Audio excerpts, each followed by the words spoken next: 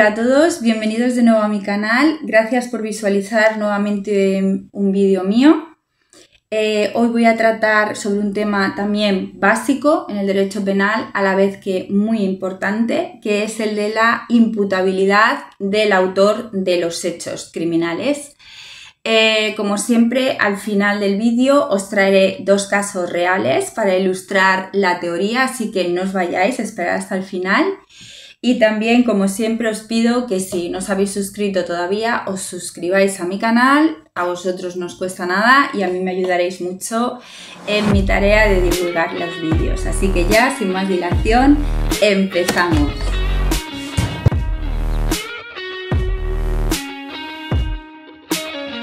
Bueno, pues en otro vídeo anterior que está en mi canal y que os dejo por aquí, subí lo que son los elementos del delito, que como recordaréis son la tipicidad de la conducta, la antijuricidad de la conducta y por último la culpabilidad del sujeto. La imputabilidad del sujeto tiene que ver con ese tercer elemento de culpabilidad. No hay una definición exacta en nuestro Código Penal en cuanto a qué debemos entender por inimputabilidad, pero sí que podemos relacionarlo con una falta de comprensión de la antijuricidad del comportamiento, esto es, el sujeto no tiene la capacidad mental para entender lo que está bien y lo que está mal en términos genéricos y por otro lado no puede gobernar su conducta con arreglo a ese conocimiento. Así podemos distinguir entre un niño pequeño que no puede comprender lo que es antijurídico y lo que no y autogobernarse, con una persona, por ejemplo, esquizofrénica, que sería aquella que aún conociendo lo que está mal, lo que es constitutivo de un delito, como pueda ser robar, violar, matar, bajo un estado de brote psicótico, podría cometer actos que él sabe que no son correctos, pero en ese momento determinado no puede gobernar su conducta por estar bajo la influencia de dicho estado mental. Bien,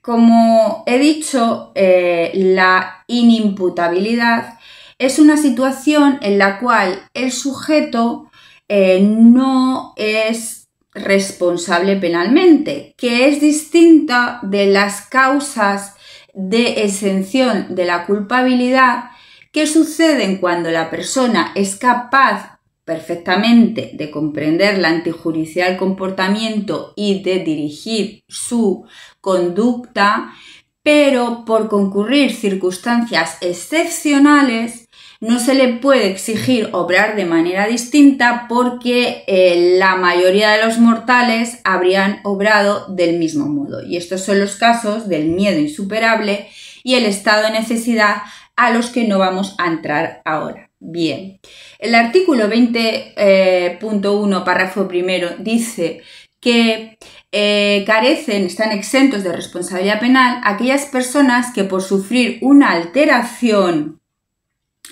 o un trastorno mental no pueden comprender la ilicitud de sus actos y dirigir su comportamiento conforme a dicha comprensión. Es decir, nuestro Código Penal no da un listado de enfermedades que hagan que el sujeto sea inimputable, que carezca de responsabilidad penal, sino que lo que dice es que hay que analizarlo en cada caso en concreto.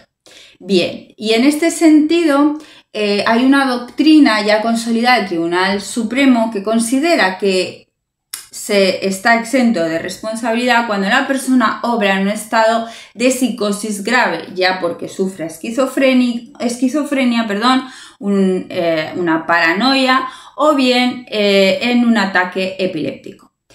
En otros casos se podrá aplicar una eximente incompleta o bien un atenuante. Vale, Los 3 casos en los cuales podría preverse esa exención de responsabilidad penal son la enajenación mental, el trastorno mental transitorio, en el que no vamos a entrar, y la alteración de la percepción. Estos 2 últimos casos no los vamos a analizar hoy, vamos a entrar solamente a la enajenación mental.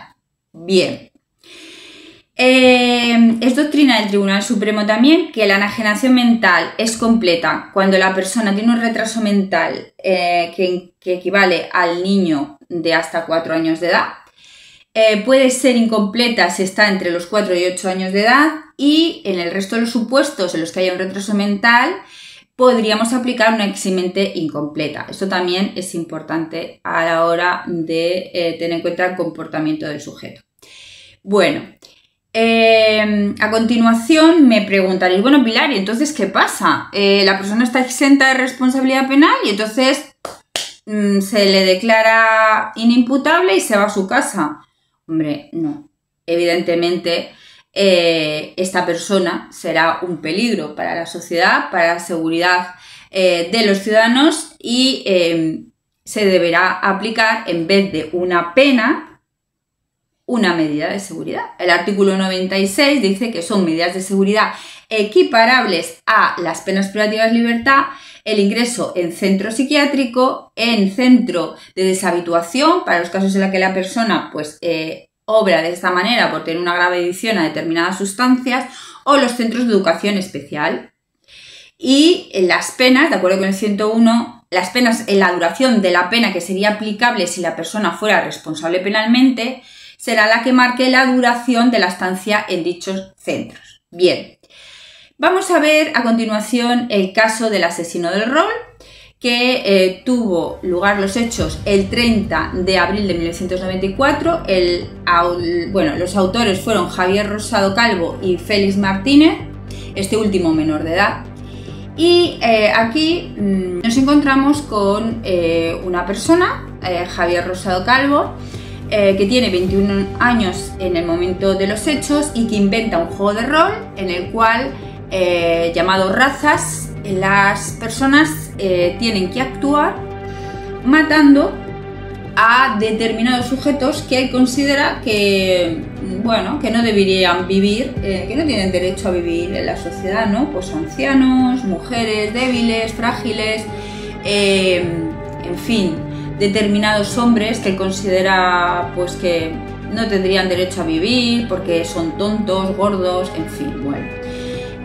Durante tiempo este caso alarmó a la sociedad española y se publicaron distintos artículos en los que se hablaba incluso de que el juego de rol podía necrosar las interacciones neuronales y que podía causar comportamientos psicopáticos. Bueno, todo esto fue descartado por el Tribunal Supremo cuando dictó sentencia. ¿Y por qué traigo a colación este caso? Bueno, porque en él Javier Rosado, que era un estudiante de químicas, un joven brillante, a la hora de ser enjuiciado, declara que él en realidad tiene un trastorno por personalidad múltiple, un trastorno que alberga 40 personalidades diferentes, ¿vale? Entonces pretende que se le aplique una eximente de la responsabilidad penal. Pues bien, analizado por psicólogos y psiquiatras, concluye que Javier Rosado es una persona muy inteligente, con una inteligencia superior a la media. Es una persona que tiene, dicen las psicólogas, una gran capacidad para leer la mente ajena, saber lo que estás pensando, aunque no puede entender lo que sientes. Es decir, es un psicópata. Bien, ¿y qué pasa con la psicopatía?, me preguntaréis.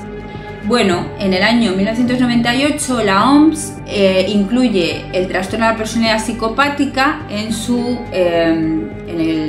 relación de enfermedades mentales, y nuestra doctrina pues considera que la psicopatía podría entenderse que puede afectar a la responsabilidad penal en aquellos casos en los que se establezca un nexo causal entre el trastorno de la personalidad y el comportamiento del sujeto.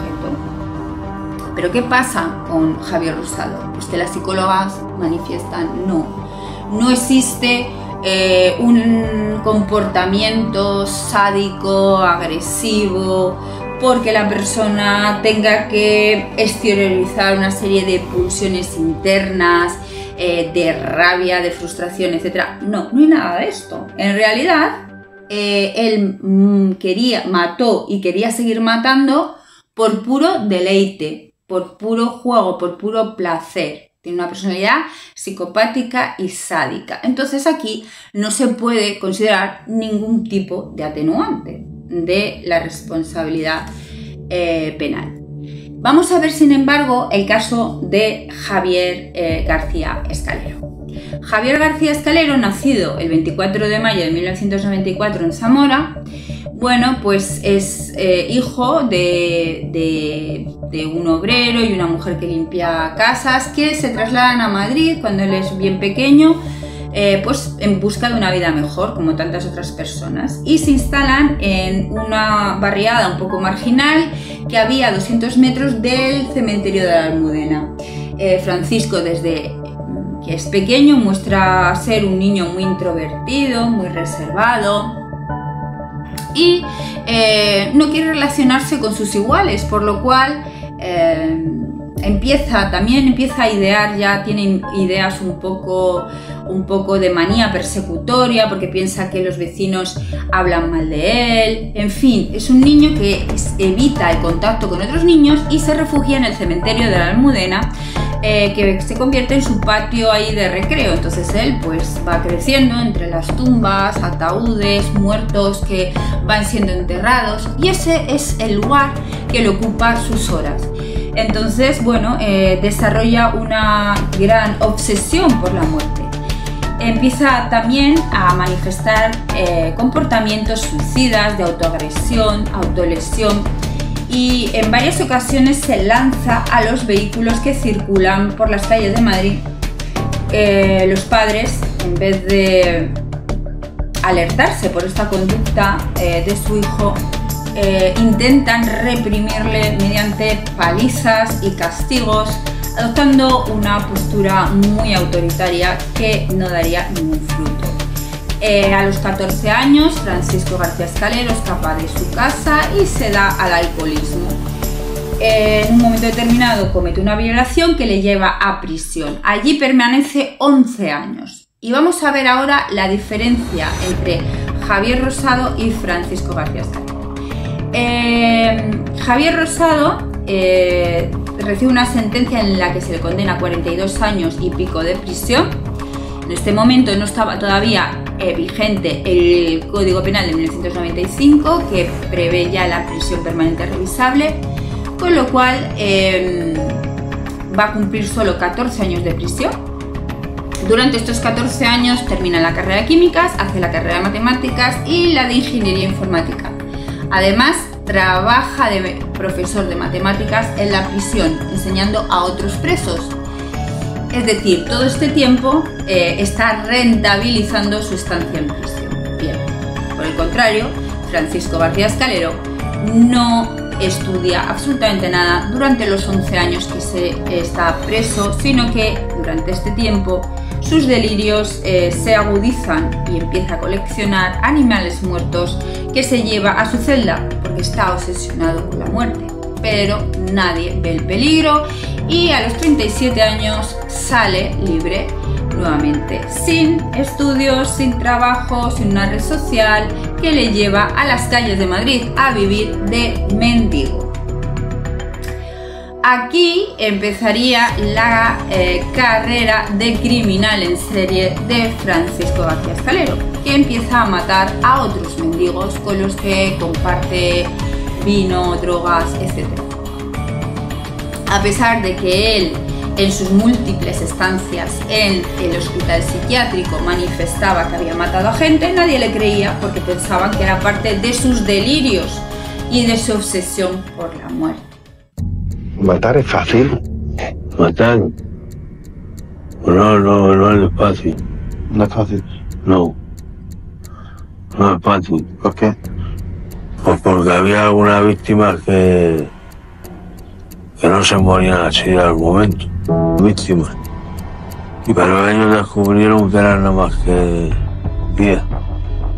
Una de las víctimas no murió.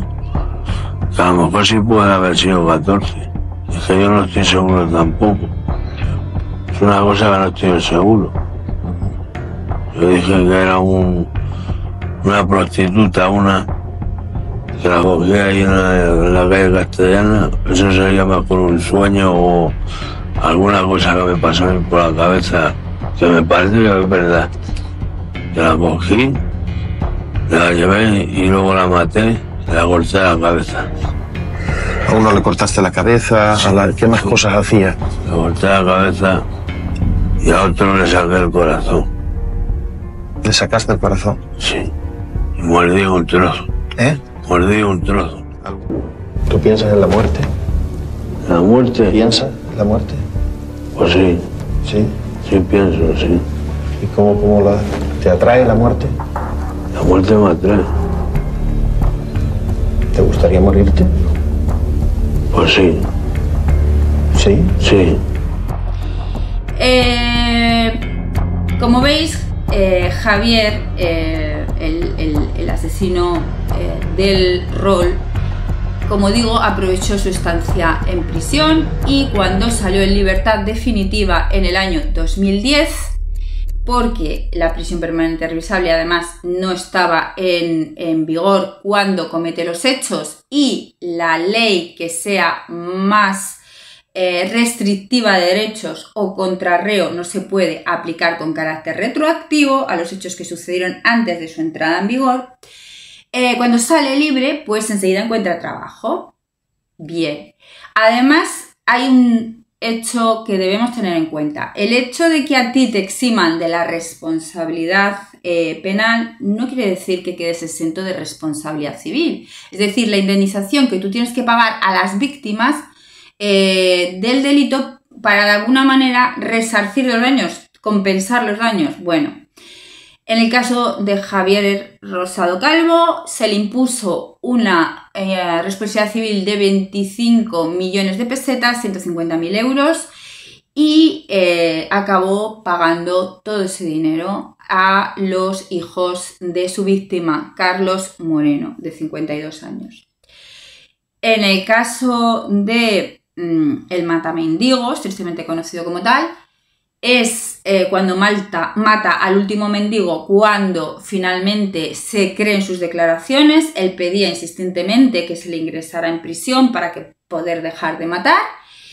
Y como digo, en la sentencia que dicta la Audiencia Provincial de Madrid se le declara exento de toda responsabilidad por padecer una esquizofrenia grave, comportamientos de necrofilia que ya desarrolla desde la juventud, aparte de canibalismo porque confiesa haber comido parte de un corazón de una de sus víctimas. En fin, una persona que al estar tan gravemente enfermo no puede entenderse que tenga responsabilidad penal.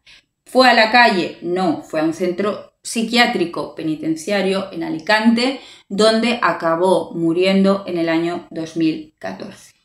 He querido traer estos dos casos para que veáis la diferencia entre una persona que se declara completamente inimputable, una persona que pretende atenuar su pena declarando que padece un trastorno que realmente no tiene, pero que rentabiliza su estancia en prisión, que al final la estancia en prisión les sirve para formarse y conseguir un trabajo con el cual puede luego resarcir la responsabilidad civil que se le requiere por parte del tribunal sentenciador. Y otro caso en el que la persona no aprovechó la primera estancia en prisión, nadie detectó el peligro que suponía para la sociedad, se convierte en un asesino en serie y acaba en un hospital psiquiátrico sus días. Bueno, pues nada, vosotros podéis sacar vuestras propias conclusiones. Y hasta aquí el vídeo de hoy. Espero que os haya gustado y si es así, pues darme un like, dejarme en comentarios cualquier cuestión que os haya surgido después de ver este vídeo. y nos vemos en el próximo.